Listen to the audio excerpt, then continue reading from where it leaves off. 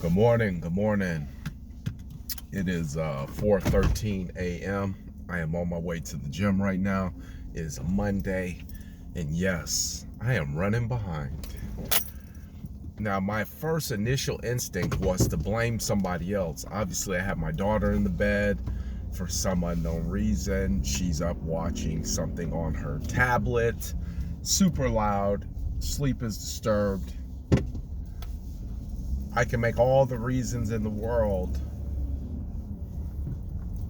on why I'm running late, and obviously whatever I'm sharing with you is is fairly new if it's 4 o'clock in the morning and I'm talking about my daughter being up watching a tablet. This must have happened within the last couple hours that kind of delayed my progress in getting to the gym or getting up on time or getting to where I need to go. And I gotta tell you, the first initial reaction was to get mad, and when I get home, I'm gonna tell them, no sleeping in the bed, no doing that.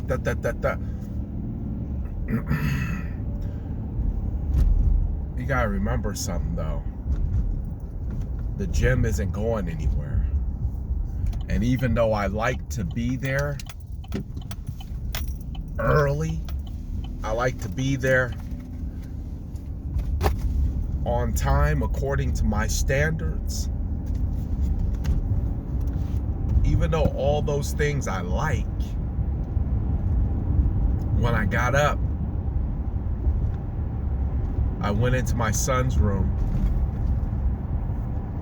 because I wake him up every morning before I leave, and I was touching his shoulders and some of his like around the side area,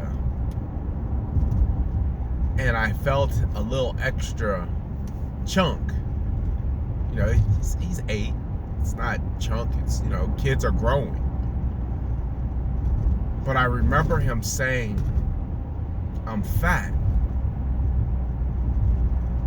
I took it serious when he said it, because he shouldn't have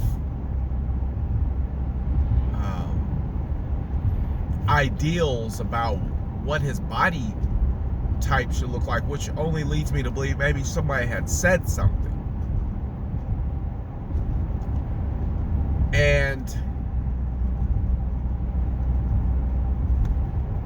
when I touched him, whatever anger was inside of me left. And the anger would have been from waking up late, blame. My daughter being in the bed playing her game disturbed my sleep, blame. And it all left because when I touched him, I had a realization that maybe he was going to be having a problem in here and in his heart more than I was having because of time.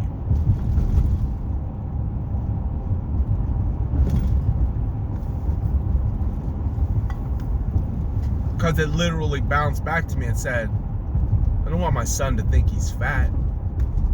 All I want my son to think about is whether or not he's a good person, whether or not he loves God. The only things I care for him to focus on is who or what he is, not what he looks like. And I know that might sound a little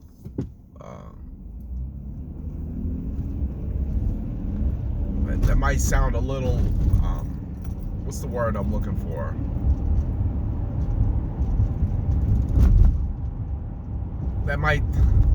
The word I'm trying to look for, that I'm just gonna end up explaining, it might sound a little bit like, I almost hit a cat. I saved it.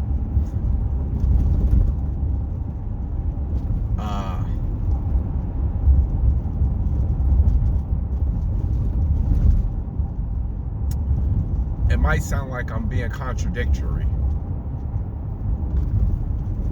because obviously I am headed to the gym, and going to a gym has everything to do about shaping and conditioning and putting your body into the right look or condition that you want it to be in.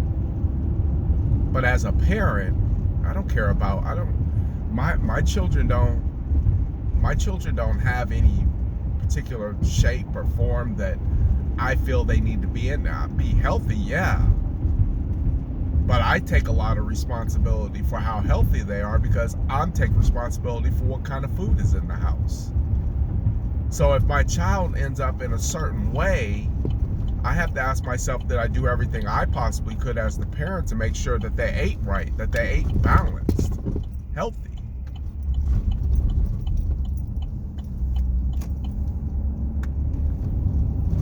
But you see how quick it put everything in perspective. And when I leaned over him, he used the restroom, then he went back to bed, and I leaned over him this morning, and I just kind of rubbed his neck and his head, and I said, hey, I love you. I said, I love you. And he heard me, and he says, I love you. He says, I love you too. And that's all that mattered. I went in the other rooms and repeated the process like I always do, and jumped in the car, and and it's a lot later after the time I'd be there.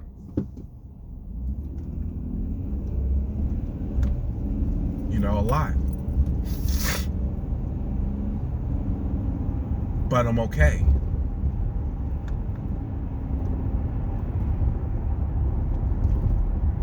Simply for the fact that it's gonna be okay. There's no emergency. Nobody's dying.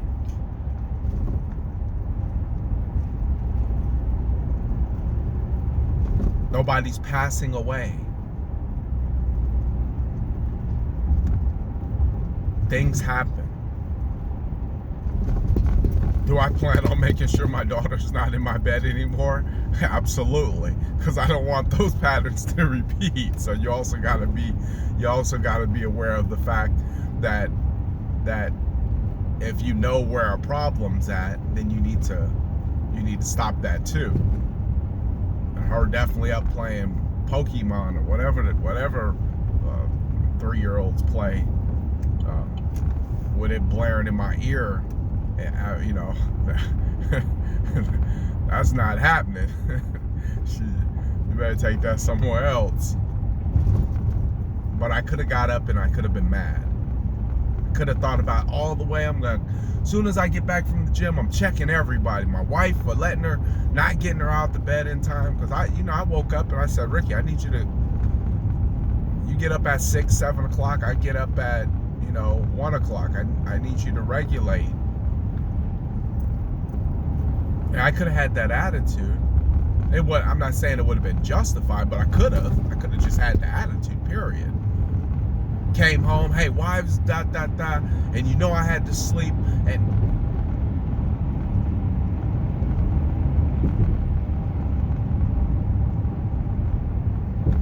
it all started with just touching my son and feeling, because usually why I touch him, because he was always a pretty, as a kid, he's a kid, but as a kid, you touch your children and they're lean or they're slim or they're muscular, and I felt a little extra on them. It's like, oh.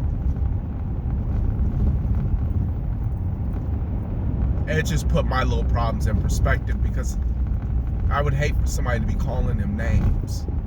He's got a great big heart. I would hate for my son to feel any other way other than love.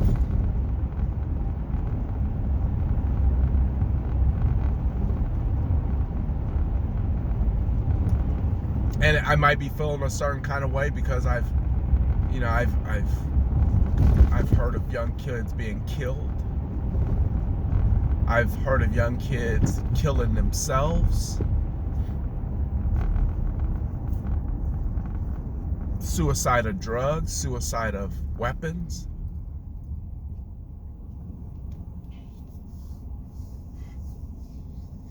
And I would never want my children to be in that position where me and his mother had to pick out a casket. So in terms of being angry, sometimes you just got to put in perspective, is what you're mad about the same as what somebody else is mad about? Or is what you mad about different?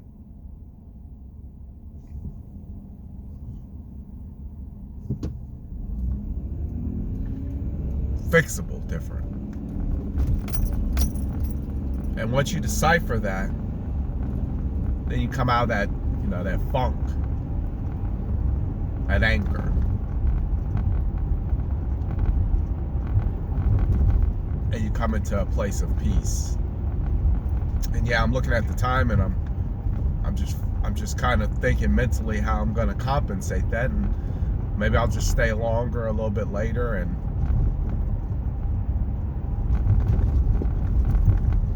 it'll work.